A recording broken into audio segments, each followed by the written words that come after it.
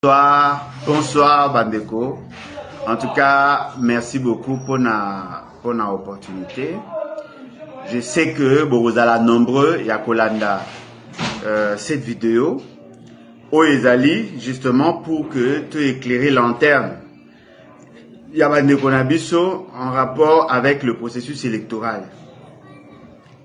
Parce que la question du processus électoral ne doit pas être analysée en dehors de la philosophie des départs. La première des choses que nous devons tous savoir, est comment sommes-nous arrivés à nous lancer dans le processus électoral. Déjà au départ, il faut que la République démocratique du Congo est née démocratique. Ce n'était pas seulement par rapport à l'appellation, mais c'était aussi par rapport à la pratique de gouvernance. Papa Nabiso et Liboso ont été élus.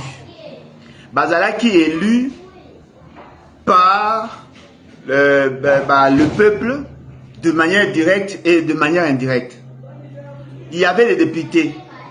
Il y avait des gens qui bénéficiaient du suffrage de la population. Bazalaki batoyo bakoma ki na bokondi parce que justement il y avait des élections.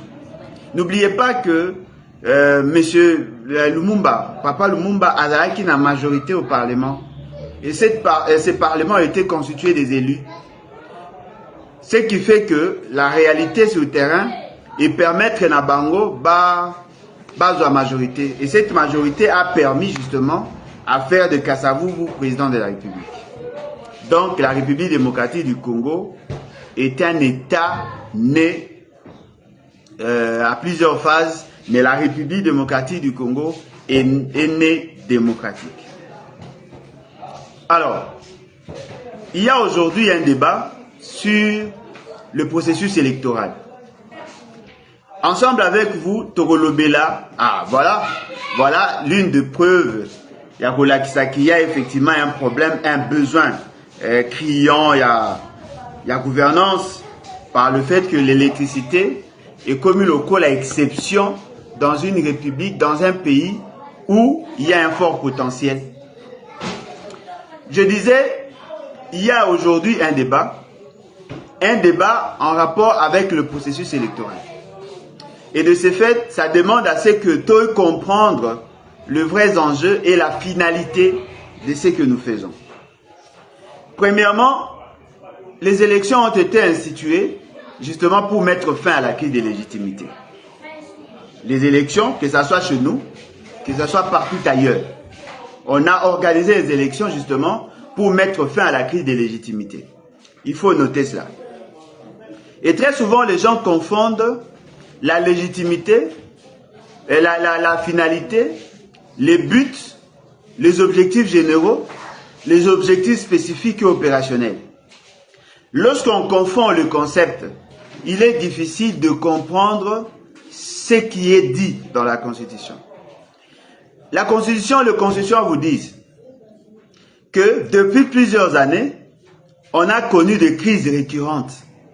Et ces crises ont conduit à la fragilisation des institutions, à la déstabilisation du pays, à la guerre, à toute forme de crise.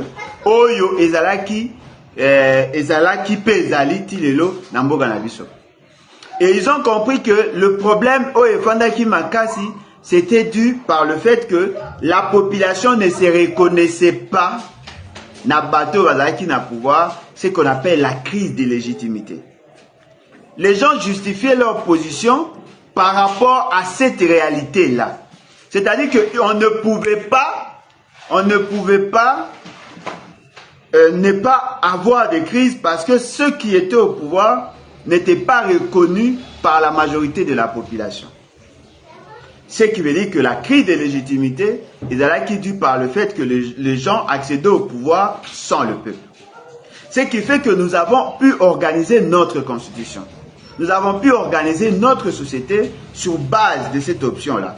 La première des choses, nous avons dit dans les dispositions pertinentes de l'article 5 de la Constitution que le peuple est souverain. C'est-à-dire que le peuple décide en dernier ressort. Seul le peuple qui peut transférer le pouvoir d'agir dans l'État. Si ce n'est pas le peuple directement, mais au moins la personne qui a été choisie par le peuple pour que Yeo a transférer les autres pouvoirs. Et ce qui a fait qu'il y a aujourd'hui dans notre pays trois modes de dévolution du pouvoir. Il y a Liboso, on peut avoir le pouvoir ancestral. C'est-à-dire que là, il n'y a pas élection. Le père part, le fils les remplace ou la maman part, la fille la remplace. Ça, ce sont des principes qui sont dans notre constitution. Il y a de ceux qui sont nommés. C'est-à-dire qu'ils sont nommés, choisis par des gens qui ont le pouvoir. On leur transfère le pouvoir d'agir. Il y a de ceux qui sont élus. Ceux qui sont élus par le peuple directement ou indirectement par les représentants du peuple. Ce sont là le mode de dévolution du pouvoir. Mais les élections ont été instituées justement pour mettre fin à la crise de légitimité. Pourquoi nous les lisons? Lorsque vous prenez l'exposé des motifs de la Constitution, le préambule de la Constitution, les dispositions telles que l'article 5 de la Constitution, l'article 70 de la Constitution, l'article 71, 72, 73, 74 de la Constitution, on nous dit qu'il y a des gens qui sont élus. Sans oublier qu'au niveau de l'article 100, Tico Matalikolo, là où on parle des députés et sénateurs, on vous dit qu'effectivement, il y a des élections. Alors, le problème maintenant, les alliés, comment alors Tokoki Kosala ba élection et quelle est la finalité à ba élection? Ce qui te comprend de Babilo Kowana, te comprend que le reste est à débat et que ça la plus facile. Et là, dans notre constitution, nous sommes en train de chercher de résoudre le problème de la légitimité. Mais attention, cette légitimité s'est faite conformément à la Constitution. Parce que lorsque vous allez, par exemple, dans les définitions telles que faites par Max Weber, vous allez vous rendre compte qu'il y a trois niveaux, il y a trois types de légitimité. Il y a ce qu'on appelle la légitimité historique. C'est comme un fils d'un chef coutumier qui devient chef coutumier. C'est comme un fils d'un roi, un prince qui devient roi. Ça, c'est la légitimité historique. Parce que la culture de l'État, la culture de cet État, voudrait assez que le pouvoir soit transféré du père en fils. C'est la légitimité historique et la légitimité liée à sang, liée à appartenance. Et cette légitimité est assez instable parce qu'il y a des gens qui peuvent aussi venir renverser le pouvoir. Voilà pourquoi vous trouvez, il y a des rois qui ont été renversés. Et ce qui fait qu'aujourd'hui, que la France devienne une république. Il y a eu contestation de la légitimité de la personne qui assumait la fonction, justement parce que la population ne s'était pas exprimée. Et ces rois avaient un pouvoir large et pouvaient décider sur l'avenir des autres sans que les autres ne lui reconnaissent ce droit. Là où ça tient, c'est justement parce que cette population en a fait une culture. On reconnaît le pouvoir en la personne du chef parce que cette légitimité est considérée comme légitimité historique, selon Max Weber. La deuxième légitimité, ou le deuxième type de légitimité ou catégorie de légitimité, la légitimité charismatique. C'est-à-dire quoi? C'est-à-dire que sans loi, il y a quelqu'un qui accède au pouvoir, certainement par la force, par la ruse, par sa stratégie. Il accède au pouvoir, et ce pouvoir, il y a là que bénéficier, il est dû par sa bravoure, par ses aptitudes, par son charisme, il accède au pouvoir. Il exerce certainement ses pouvoirs. Il exerce certainement ses pouvoirs et dans l'idée de se maintenir. Or, le fait seulement qu'il a accédé au pouvoir par la force et qu'il doit impérativement, désolé en tout cas, n'appelez pas, les personnes, les moutons a joué pouvoir. Le fait seulement qu'il a joué pouvoir par la force, il a usé de sa bravoure pour accéder au pouvoir. Eh bien, la vie à pouvoir naïe dépend, n'est-ce pas, de sa capacité à convaincre les autres, à dissuader les autres à ne pas renverser son pouvoir. Cette réalité-là met à nu une certaine instabilité. Parce que celui qui est fort aujourd'hui ne le sera pas nécessairement demain. Ce qui veut dire qu'on peut les renverser à n'importe quel moment. Ça, c'est les 1. Et puis, deuxièmement, lui-même déjà, le fait seulement qu'il ne sait pas résoudre tout le problème de la population, ceux qui l'ont accepté par sa bravoure peuvent le contester parce qu'ils n'ont pas à manger. Bakoki kolongolaye à n'importe quel moment parce que la vie naïe, la légitimité naïe tient par rapport à sa capacité. C'est lui qui viendra après. Si la personne qui vient après est en mesure de convaincre les autres, la population va l'accepter. Parce que cette légitimité est fournie par une acceptation tacite. La troisième légitimité ou le troisième type de légitimité, c'est ce qu'on appelle la légitimité rationnelle, dixit Max Weber. Max Weber, pour sa part, considère que cette légitimité rationnelle, c'est une légitimité qui est accompagnée par la loi. C'est-à-dire quoi? C'est-à-dire que la loi confère à la personne la légitimité. La loi confère à la personne une certaine légitimité. Mais attention, cette légitimité a double dimension. La dimension sociologique et la dimension légale ou juridique. C'est-à-dire que la légitimité rationnelle, c'est une légitimité accompagnée par la loi. Parce que celui qui est légitime sociologiquement ne peut pas garantir la stabilité de sa légitimité. Je vous donne juste des cas. On peut être élu le lundi parce qu'on est beau. Le mardi, on devient vilain, par l'accident par exemple. Demain, on peut vous rejeter. On peut être élu, on peut être choisi, pardon, pas élu, on peut avoir la légitimité sociologique par le fait qu'on est capable de convaincre, mais après, on constate que ce que vous avez dit, vous n'êtes pas en mesure de l'appliquer. Naturellement, ceux qui vous ont fait confiance au départ, peuvent vous les retirer. C'est comme, par exemple, il y a François Hollande. Il a été accepté par la population française. Lors de son mandat, ils se sont rendus compte qu'il avait fait un mauvais choix. Avant même qu'il arrive au terme et à mandat naïe, la population ne se reconnaissait plus en lui.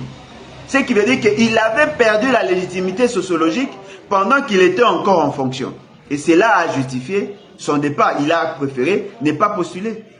C'est comme, on peut prendre, c'est comme Sarkozy.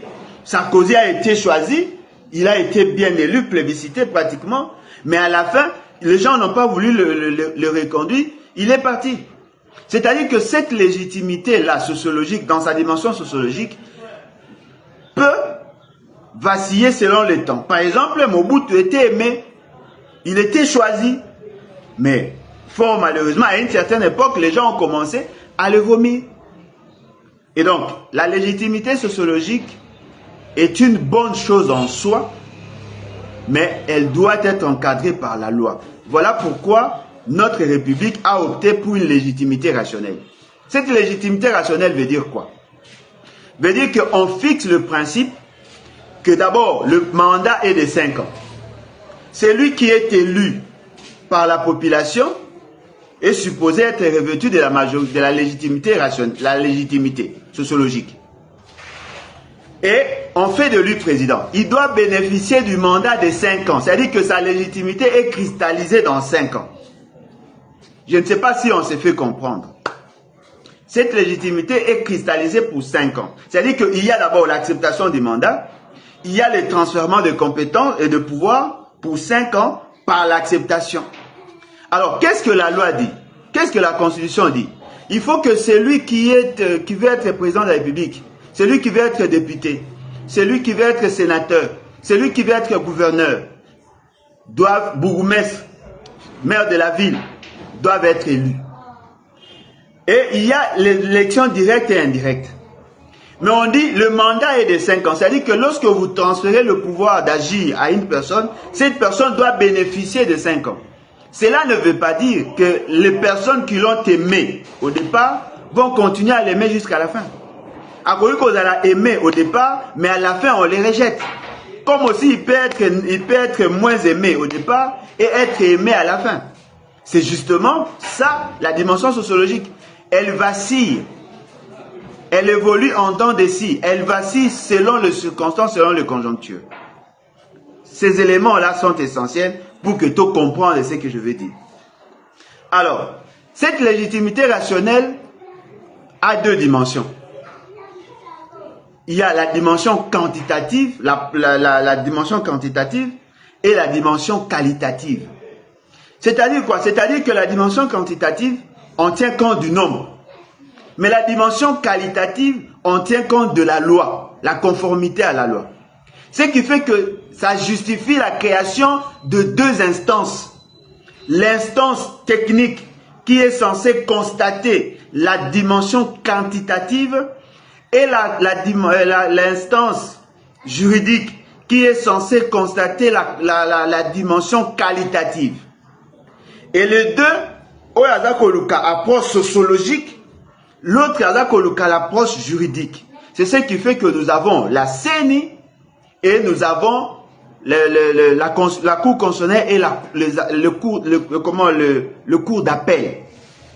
Les deux niveaux, que nous devons atteindre cet objectif-là. Cet objectif, il y a une légitimité légale.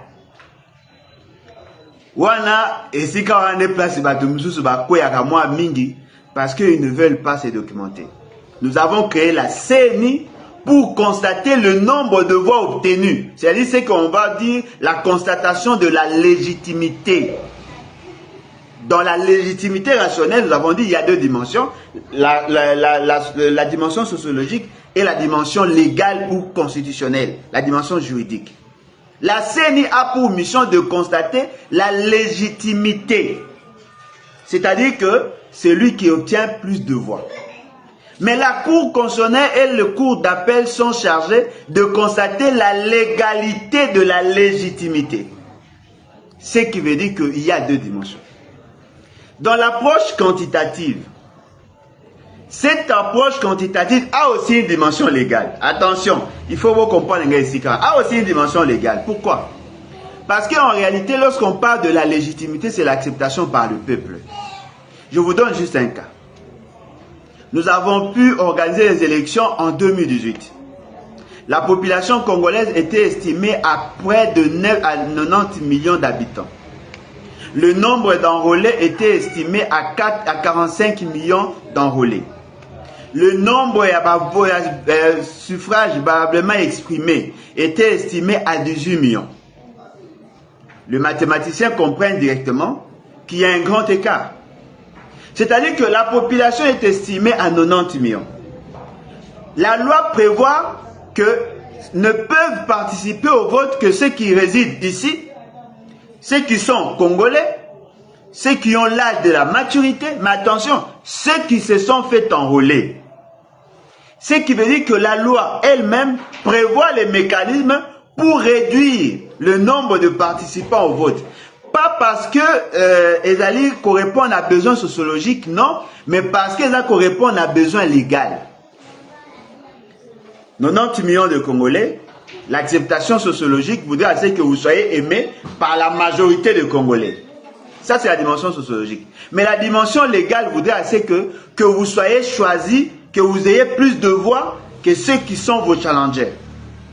Ce qui fait que 90 millions de Congolais, Bazali, mais 45 millions qui répondent à la norme de la loi parce qu'il va se faire enrôler. Mais lorsque nous allons au vote, l'abstention est considérée comme vote. Mais attention, pas vote pour sanctionner positivement ou négativement l'élu, mais vote pour sanctionner le processus électoral. Les gens ont refusé. Mais dans le cas de l'espèce de la loi ne tient pas compte des abstentions, mais la loi tient compte de suffrages valablement exprimés. C'est-à-dire quoi? C'est-à-dire que celui qui aura plus de voix ou ceux qui auront plus de voix que les autres, conformément à la loi, ils allaient la proclamer élu. Ce qui fait que le 21 candidats au Bazaraki à la présidentielle, tous basent 18 millions de voix. 18 millions, tous réunis, basent 18 millions de voix. Bateau Bazaraki va candidat député. Bazaraki ceux qui 18 000 candidats, tous basent 18 millions de voix.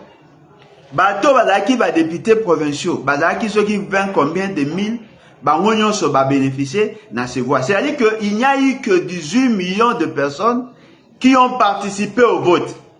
C'est-à-dire que même si quelqu'un pouvait avoir 18 millions de voix, cette personne sur le plan sociologique ne pouvait pas être légitime. Sur le plan sociologique, je l'ai dit, ne pouvait pas être légitime. Vous savez pourquoi? Parce que si vous prenez le 90 millions, vous comparez avec 18 millions, ça représente pratiquement 20% sur le 80 au va voter. Sur le plan sociologique, celui qui obtient 18 millions et 20% n'est pas légitime. Parce que là, nous sommes dans une approche quantitative. Or, M. Félix Tshisekedi, bien que Nanga avait fait de lui président, n'a pu obtenir d'après Nanga que 7 50 000 voix. Ce qui veut dire que si vous comparez le nombre de voix obtenues par M. Félix Tshisekedi, vous le comparez au nombre de voix à bateau, suffrage valablement exprimé, vous vous rendez compte que M. Félix Tshisekedi a obtenu moins de 50% de voix valablement exprimées. Mais lorsque vous comparez le nombre de voix obtenues par M. Félix Tshisekedi, par rapport à nombre de voix, nombre d'électeurs, bateau qui enrôlé, vous allez vous rendre compte que M. Félix Tshisekedi a moins de 5%, il y a bateau qui enrôlé. Et naturellement, beaucoup se rendent compte que cette légitimité, s'il était réellement élu, ne pouvait pas être que sociologique. Il y avait une volonté de la loi. La volonté de la loi voudrait quoi? Que celui qui est élu le soit parce que la population lui transfère le pouvoir d'agir, mais attention, conformément à la loi. Ça, c'est l'idée du constituant. Et je peux vous le démontrer. Lorsque vous lisez l'exposé des motifs, vous lisez le préambule de la Constitution, vous lisez l'article 5 de la Constitution, vous lisez l'article 70 de la Constitution, vous lisez les articles relatifs, il y a élection, il y a gouverneur, il y a bourgmestre, vous allez vous rendre compte que la fixation est la loi. Et le rôle de la CENI, c'était quoi? De constater la légitimité sur base de la loi numérique. C'est-à-dire que celui qui a plus de voix que les autres est élu. En 2006, nous avons un mécanisme, il y a jauger niveau, il y a légitimité à deux niveaux. C'est-à-dire que vous allez au premier tour, s'il n'y a personne qui obtient la moitié de voix, vous revenez au second tour. Mais attention, au premier tour, il faut avoir 50%. Mais au deuxième tour, il faut avoir plus de voix. Or, en 2006, on avait pratiquement dans le 22 millions d'enrôlés, mais il n'y a eu que 16 millions de personnes qui auraient participé au vote. M. Bemba et M. Kabila n'ont pas pu avoir 11 millions d'enrôlés, 11 millions de suffrages valablement exprimés, déjà séparément. Et comme ça, que dans le deuxième tour, M. Kabila a obtenu plus de voix alors qu'il y avait plus d'abstention. À cette époque, la population était estimée à 67 millions. Si vous comparez le nombre de voix obtenues par M. Kabila à l'époque, vous le comparez au nombre de voix des gens qui ont voté contre lui au premier tour, vous allez vous rendre compte directement que M. Kabila n'a pas bénéficié de la légitimité sociologique. Alors, les choses ont évolué. Tout le moins des deux tours, tu commis à un seul tour. À un seul tour, qu'est-ce que nous avons constaté? M. Kabila, qui était en compétition, en challenge avec les autres, n'a pas pu obtenir 10% de la population congolaise. Justement parce que le nombre d'enrôlés, bien que Kolaki a 32 millions, pratiquement 32 ou 34 millions, M. Kabila n'a pas pu avoir près de 50%, mais à l'écart qui, au regard de l'exigence de la loi, parce que la loi voulait assez que celui qui obtient plus de voix, quel que soit le nombre de votants, la personne passe.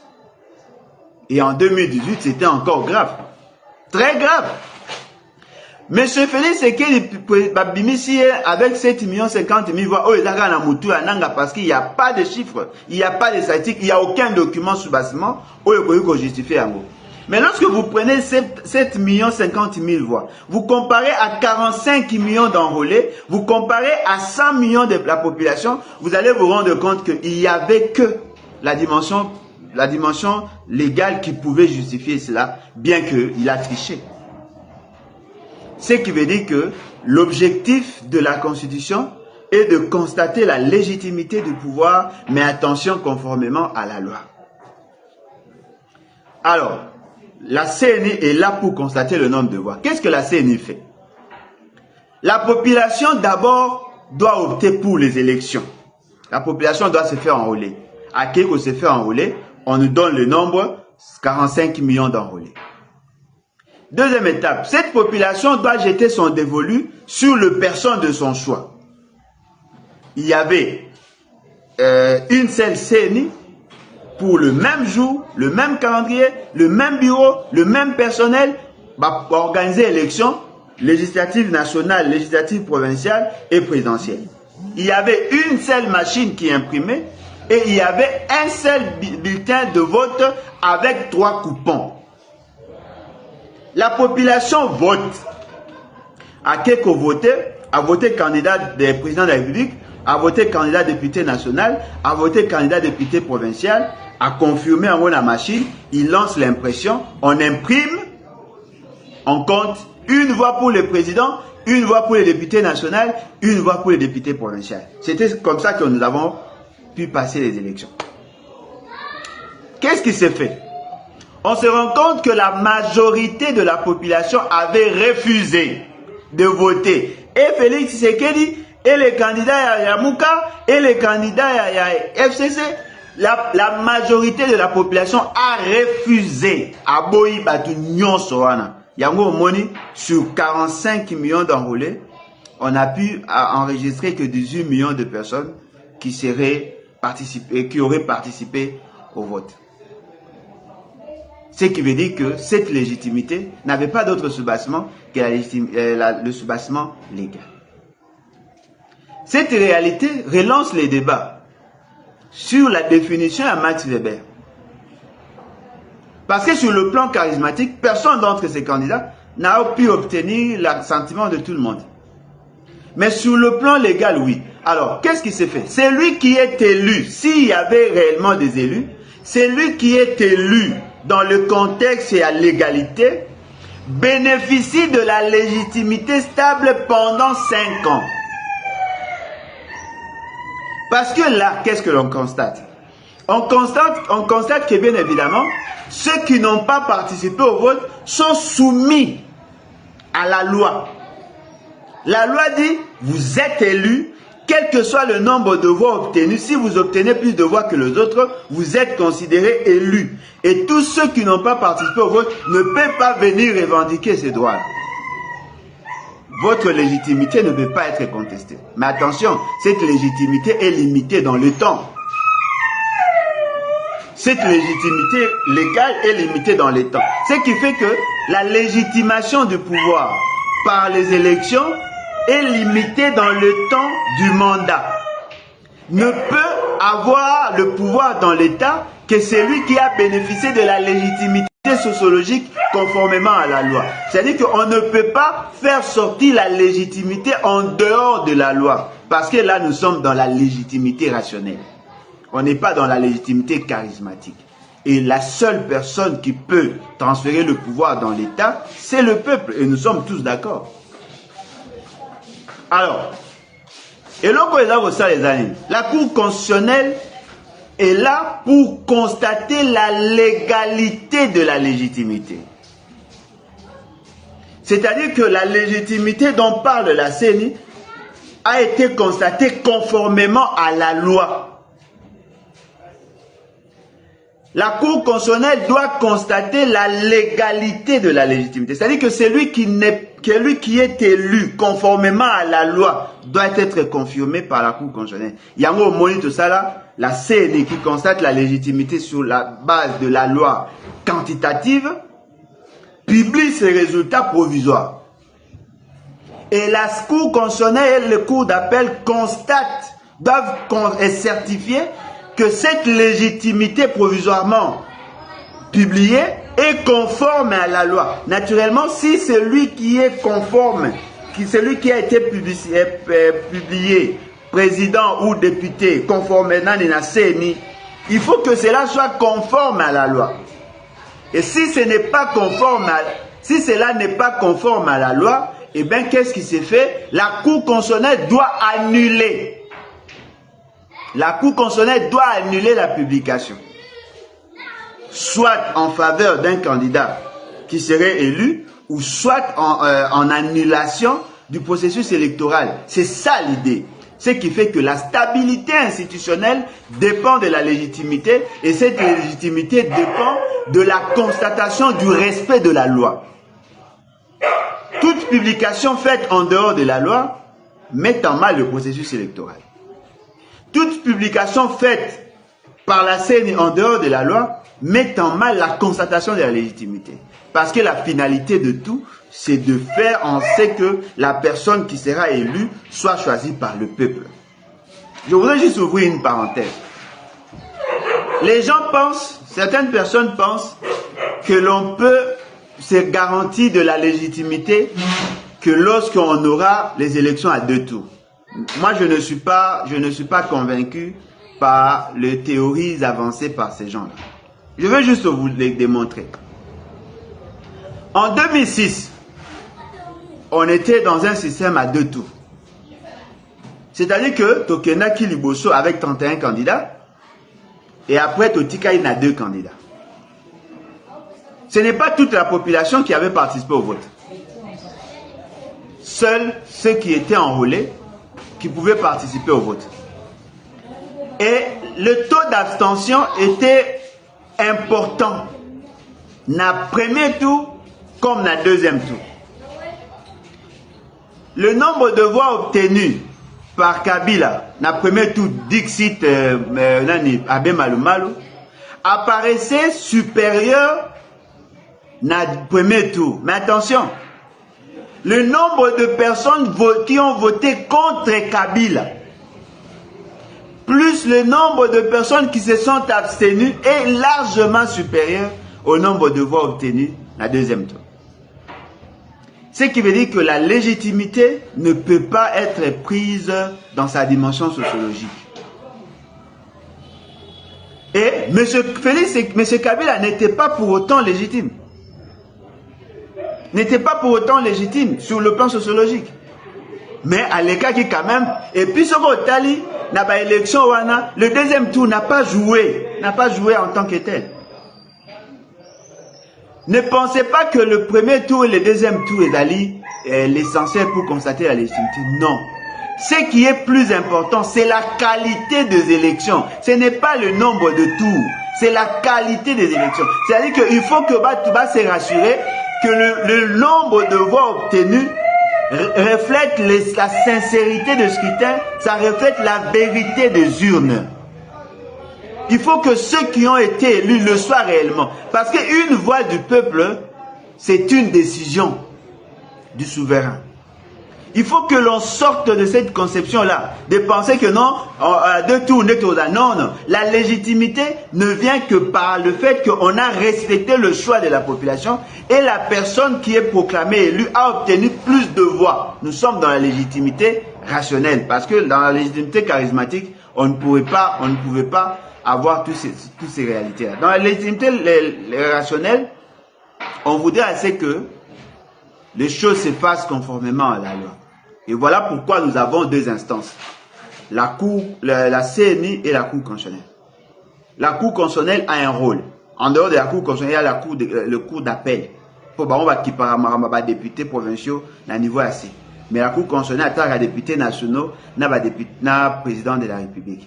Ça, c'est à ce niveau-là. C'est-à-dire que les 2 institutions sont liées par la loi. Pas seulement la loi de l'État, mais même la loi morale. Les 2 institutions sont liées dans ça. Mais attention, ce sont les institutions qui sont liées. Mais le comportement des animateurs dépend de cette dimension morale qui échappe à la loi du pays. C'est-à-dire que vous trouvez, il y a des gens qui assument de fonctions d'État, mais qui sont au service des individus contre les intérêts de la population. Et dans ces cadres-là, il nous sera difficile de résoudre la crise de légitimité. Comment pouvez-vous expliquer? La loi parlait de la publication des résultats sur base de procès-verbaux. Ça, c'est la loi. Mais Nanga a publié les résultats sur base de la clé ISB, qui était déjà en dehors de la Constitution. Mais la Cour constitutionnelle a validé. Au lieu de contester l'illégalité de la légitimité, la Cour constitutionnelle a validé, sans soubassement. Sans soubassement, la Cour constitutionnelle a validé. Et les gens pensent que pour que va contester l'élection, il faut que nécessairement qu'il y ait un contentieux, c'est-à-dire qu'il faut qu'il y ait quelqu'un qui vienne déposer les preuves. Non, l'esprit de la Constitution ne va pas dans ce sens. La Cour constitutionnelle peut annuler les élections quand bien même il n'y a pas de gens qui ont prouvé qu'il y a eu contestation. Parce que l'esprit de la loi est annulé.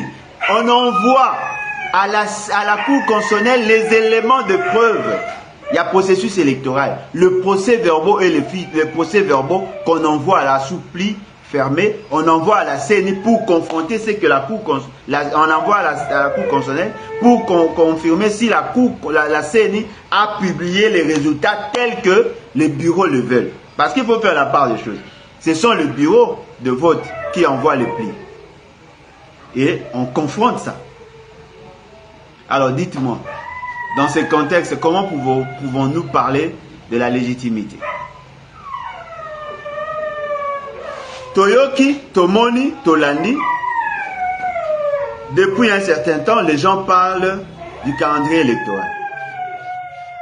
Je voudrais premièrement rappeler aux uns et aux autres que lorsque M. Félix Tshisekedi Azaki Napoto Mbalasuka voyage, je pense, posa qui est question ceux qui réellement ont intention à bosser à l'élection et pourquoi publier qui résultat, publier qui calendrier. Mais ce pays, c'est qu'il vous dit ceci. Mais ce pays, c'est qu'il vous dit que le calendrier n'était pas la priorité. La priorité était de connaître électeur. La priorité pour lui était, en tout cas, désolé pour la maquille les ambois, Ernaï Akobima et Komi Azana Posava Bimsae. Et fort malheureusement, moi, Bimsae non, parce que il y a des choses qu'il faut préparer pour avoir vraiment mon boulot à 7 ans. Désolé. Mais ce fait, c'est qu'il vous a dit, on pouvait publier les calendriers même 2 mois avant les élections. Non. Le calendrier électoral, il y a le quoi guide. Il y a ce qu'on appelle le VAD-MECUM. Il y a un monde qui permet les opérations à mener. Et ce calendrier demande à ce que l'on tienne compte de toutes les opérations avant, pendant et après le vote. Toutes les opérations. C'est ça le rôle du calendrier. On n'invente rien. C'est ça le rôle du calendrier. Avant, pendant et après. Et c'est sur base de ce calendrier qu'il y a ce qu'on appelle, il y a l'élaboration d'abord du budget. Parce qu'on connaît les opérations. On a une idée du coût. Et on envoie au niveau, il y a ministère, il y a budget. On envoie au niveau de l'Assemblée nationale pour que celle-ci a validé et après qui a un budget, il y a processus électoral. Mais à partir de ça, le ministère a financé du budget, va élaborer le plan de décaissement en collaboration avec la CENI. Au regard de telles opérations, on doit commencer à décaisser telle période, pour qu'enfin les opérations aient salement telles que Ezali Nakati à calendrier. Parce que le décaissement doit tenir compte de ça. Vous vous êtes rendu compte qu'il y a des opérations qui ont été menées sans qu'il y ait les calendriers. Il y a des actions qui ont été posées sans que nous ayons les calendriers. Il y a les décaissements de fonds qui ont été effectués sans qu'il y ait les calendriers. Même pas un plan de décaissement.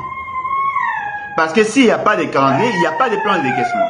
On décaissait l'argent, il y a des opérations qui ont été menées. Aujourd'hui, nous nous rendons compte qu'il y a d'autres opérations qui ne sont pas reprises dans les calendriers. Il y a d'autres aussi qui sont déjà en exécution sans qu'il y ait les calendriers. Alors dites-moi, si les calendriers là, et kobima sikoyo, babimisa ngo siko ponane. Parce que va comprendre l'importance na yango, ou bien parce que va linga qui justement pour vous flouer par rapport aux d'autres enjeux. Alors, retenez ceci. les calendriers des opérations ou les calendriers de toute action est assorti de contraintes. Tous ceux qui ont fait la programmation, tous ceux qui ont une idée sur la planification, le savent que tout plan, tout projet, tout programme est assorti de contraintes. Le contrainte est d'aller les conditionnalités pour atteindre l'objectif. Ce sont des conditionnalités. Lorsqu'on parle de contraintes, cela veut dire quoi? Cela veut dire que si vous n'atteignez pas tel objectif, on n'atteindra pas tel objectif. Si vous n'arrivez pas à décanter telle situation, on n'arrivera pas à résoudre tel problème. Ce sont là les contraintes. Il n'y a rien dans le monde qui s'est fait sans contraintes. Pour simplifier l'analyse, un neveu veut se marier. Il estime, il évalue le coût. Il y a mariage. Il a besoin, désolé, il y avait un problème de connexion. Il a besoin de 2000 $ pour se marier. Première phase, 5000 $ pour se marier. Deuxième phase, 10 000 $ pour se marier. Troisième phase, et puis s'installer par la suite. 3000 $, ça vous fait 20 000. C'est-à-dire que son mariage est conditionné par la disponibilité de fonds. Il faut qu'il ait des encaisses pour arriver à atteindre cet objectif. Il y a la contrainte temps, parce que ça ne dépend pas que de lui. Il faut tenir compte des intempéries, il faut tenir compte de l'acceptation de la famille, de la femme. Tous ces éléments-là sont des contraintes. Même s'il arrive à avoir les 20 000 $ du coup, si la famille ne respecte pas, ne tempère pas dans son programme, calendrier Yapesi, naturellement, il ne va pas le faire dans le moment où il y a Lingui. Même s'il peut avoir la volonté, la famille accepte, lui-même est d'accord. S'il n'a pas d'argent, s'il n'a pas le moyen tel qu'il le souhaite, naturellement, il va pas se marier, il va se marier certainement, mais pas à la date prévue. C'est-à-dire que le conditionnalité, on va bien une contrainte, et là pour définir ce que l'on peut faire. Or, la CENI n'est pas la seule instance qui est chargée d'organiser les élections. Attention, je vous l'ai dit, pas en tant que membre d'un parti politique, je vous l'ai dit en tant que mouton à saler économie. Je vous l'ai dit. Et personne ne peut me contredire. L'organisation des élections n'a pas que l'aspect technique. Il y a aussi un aspect financier. Il y a aussi un aspect environnemental. L'environnement politique joue aussi. Attention, je vous l'ai dit, en connaissance de cause. Parce que très souvent, les gens pensent que lorsque l'ingénieur qui veut bâtir la maison manifeste la volonté de bâtir la maison va s'achever, on va achever la maison, la construction de la maison, na date où il y a le lobby. Non. Il peut aussi y avoir des intempéries qui empêchent à ce que ces jours-là, le travail s'efface. Ceux qui vont tenir compte de l'intempérie, vous risquez de la surprise, la date est plus facilité. Il y a moins money lorsqu'on fait la planification. Il faut tenir compte de toutes ces dimensions-là. Et le calendrier doit tenir compte de ça. Telle période, il y a un problème de pluie.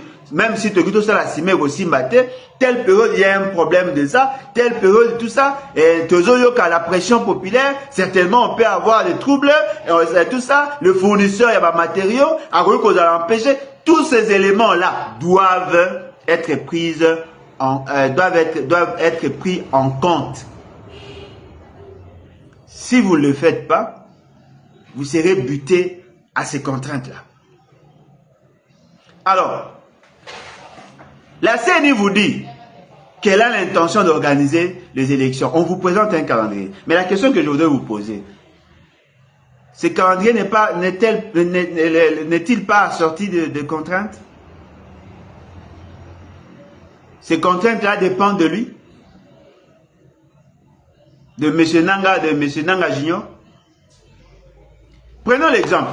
Si vous dites qu'il y a une contrainte logistique, c'est-à-dire l'acquisition de matériel et le déploiement. Alors, si le déploiement qui doit s'effectuer pour conditionner l'enrôlement, si le déploiement est salami nanoté, toi dans le mois de décembre presque, Parce qu'il nous reste que quelques jours pour que tout comme un mois à décembre. Ce qui est déploiement et salamina noté.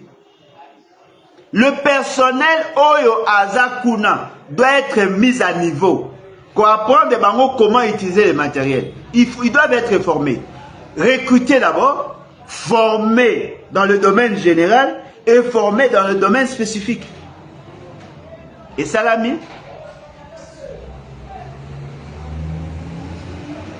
pour que l'équipement est comme Akuna. N'oubliez pas que nous sommes un grand pays. Hein. N'oubliez pas qu'il y a un problème de route. Hein. L'accessibilité. Hein.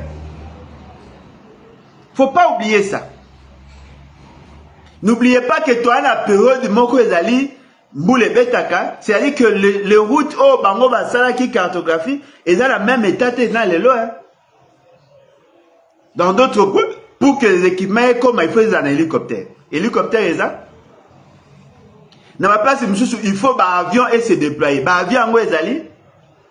Il faut que un camion et quitta et même un camion Ezali. Il faut que le personnel va à la former, va à la sécuriser. Est-ce qu'il va tenir compte de la Kouana? Et d'ailleurs, est-ce que Mbongo ya Rosala Amoueza?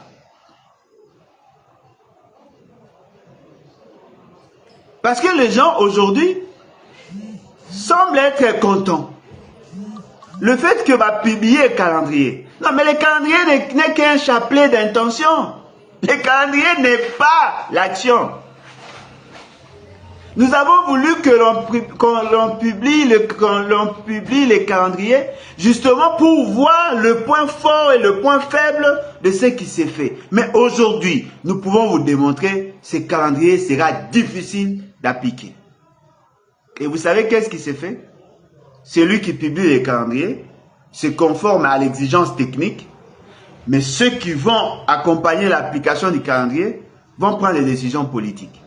Ce qui veut dire que vous ne soyez pas surpris de voir que ces calendriers ne soient pas exécutés. Parce que ça ne dépend pas que de lui. Sur le plan Yabanzela, on ne va pas construire nos routes aujourd'hui. Les routes n'ont pas été construites. L'accessibilité dans certains coins du pays est d'aller très difficile. N'oubliez pas aussi qu'il y a une question sécuritaire qui peut être posée.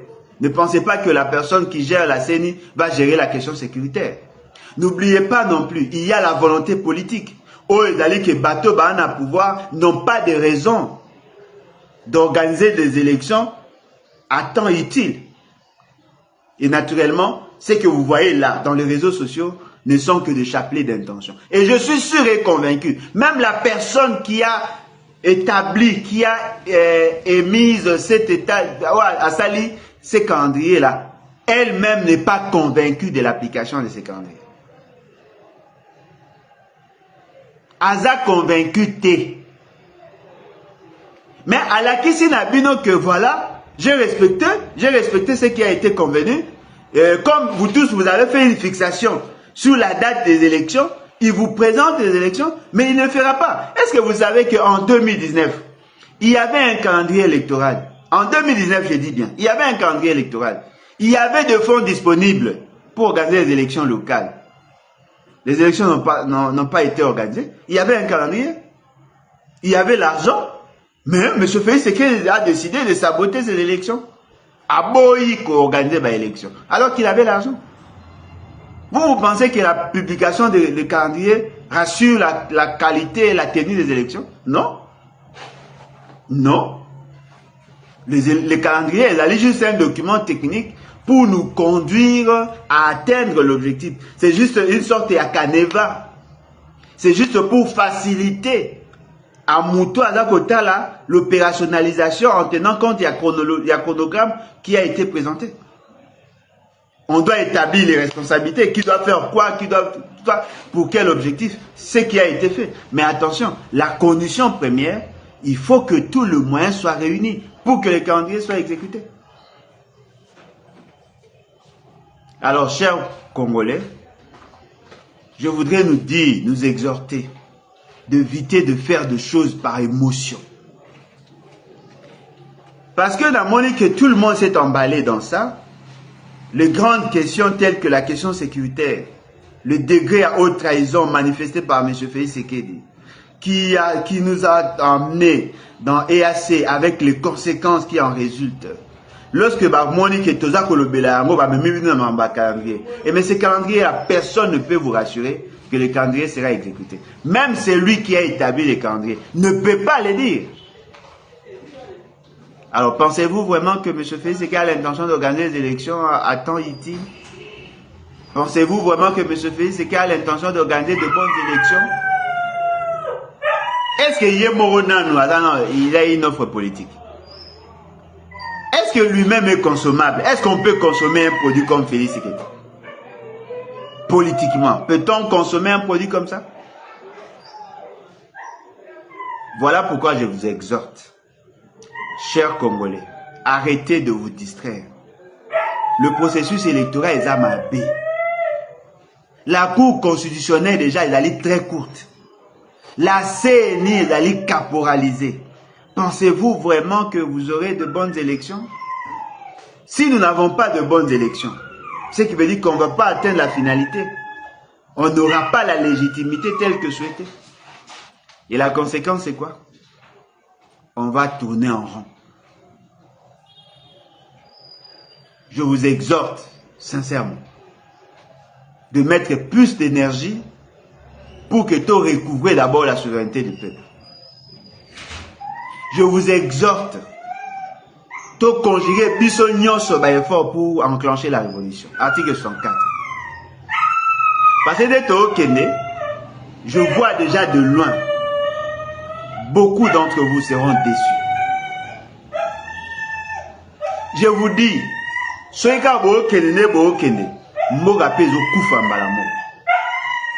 alors si les gens ne veulent pas comprendre cela, je suis désolé. Mais moi, j'ai fait ma part en tant que patriote, en tant que nationaliste, en tant que fils de ce pays, en tant que descendant de la grande notabilité de l'Équateur, j'ai fait ma part. Je vous dis, attention,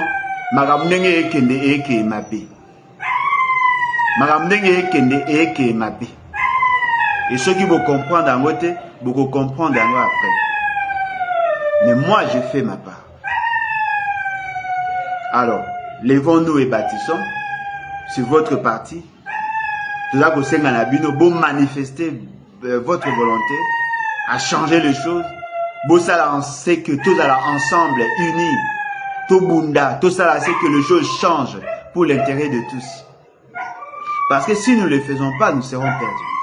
Et vous allez comprendre que ce soit les nominations, que ce soit les accords signés na Luanda, nous sommes conjugués vers un seul objectif, maintenir Félix Sekedi à la tête du pays en violation de la volonté du peuple. Alors voulez-vous continuer dans ces contextes-là?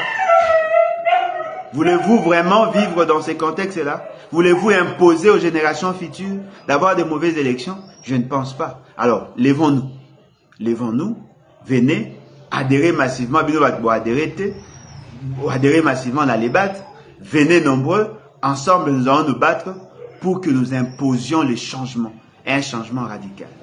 Je crois que c'était ça le combat, et je crois que c'était ça l'essentiel. Nous avons fait passer le message, et nous pensons que, ensemble avec vous, nous relever des défis. Et d'ailleurs, je lance un débat à tous ceux qui peuvent dire, tous ceux qui peuvent avoir une autre vision, une autre pensée, et comme ça, ensemble, on va faire en sorte que les choses changent pour l'intérêt de tous. Voilà. Alors, s'il y a des réactions, sinon, on peut évoluer. S'il y a des réactions.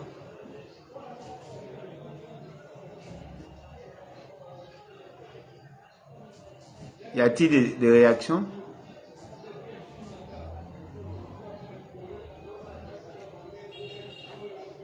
Voilà. Je crois que l'essentiel est fait. Merci à vous. Merci en tout cas pour l'accompagnement.